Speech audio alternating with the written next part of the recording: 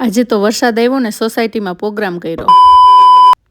Hi guys, welcome to my vlog. જય શ્રી કૃષ્ણ, જય ગુરુ મહારાજ. તો આજે સોસાયટીમાં ટમેટા કોફતાનો પ્રોગ્રામ કરવાનો હતો, તો એના વઘાર માટે બધું તૈયાર થઈ ગયું છે અને આ બાજુ વઘાર શરૂ કરી દીધો છે. એક બાજુ રોટલા તૈયાર થવા માંડ્યા છે, એટલે ટમેટા કોફતા, રોટલા, ભાખરી અને બ્રેડ એનો પ્રોગ્રામ હતો.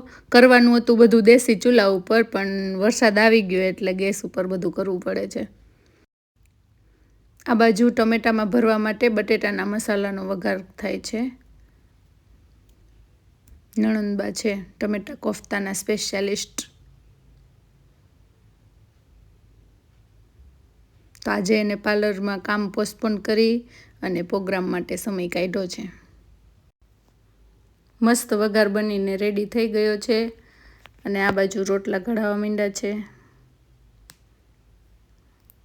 ચૂલાના રોટલા ખાવાતા, પણ શું કરવું, વરસાદ આવી ગયો.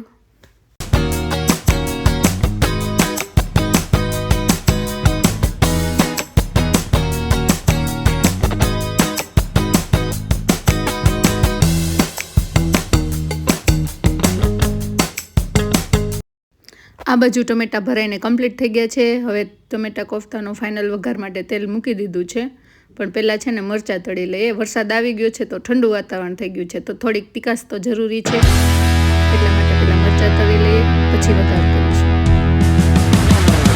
નણંદભાઈએ તો મસ્ત મરચાંનો વઘાર ચાલુ કરી દીધો.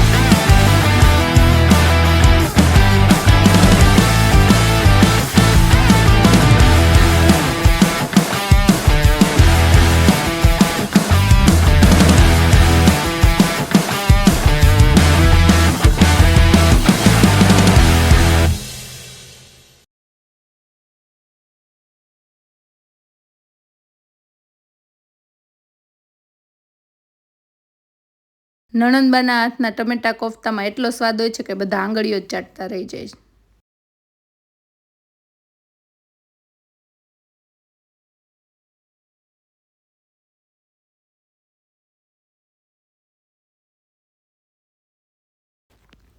જો કેટલો મસ્ત કલર પકડાઈ ગયો છે શાકના વઘારનો. આ હે, કેવી સરસ સુગંધ આવે છે વઘારની. ખાવાનું બંધ થઈ જાય છે અત્યારે જ.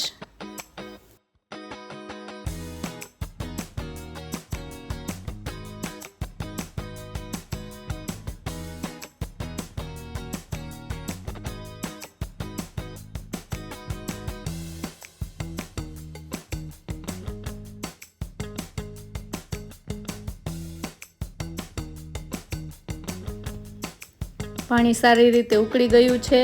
હવે એમાં છે ને ટમેટા ભરેલા એડ કરી દઈએ, એટલે એ પણ ચોળતા થઈ જાય.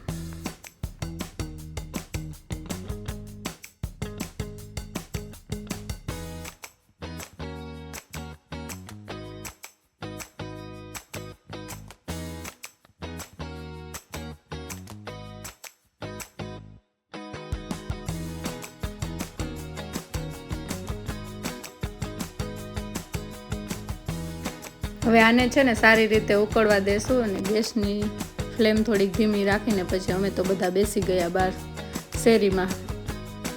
એ શાક એની રીતે ચડે છે, અમે બધા રસોઈ કરીને ફ્રી થયા છે, થોડાક વાર ગપ્પા મારી લઈ.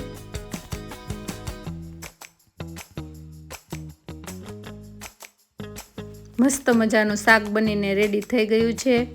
મસાલો પણ એડ થઈ ગયો છે. હવે ઉપરથી સેવ એડ કરી દઈએ. જોતા જ એમ થાય છે કે આહા કેટલું મસ્ત ટેસ્ટી હશે શાક. બધી રસોઈ બનીને કમ્પ્લીટ થઈ ગઈ છે. પછી આ બાજુ જેન્ટ્સને જમાડવા માટે બેસાડી દીધા. મસ્ત ઠંડુ વાતાવરણ છે એટલે જમવાનું પણ સારું ચાલે. પછી છે ને અમે બધા લેડીઝ જમવા બેસી ગયા. મારો વ્લોગ ગમ્યો હોય તો લાઈક કરી દેજો અને આવા વ્લોગ જોવા માટે મારી ચેનલને સબસ્ક્રાઈબ કરી દેજો. Thank you.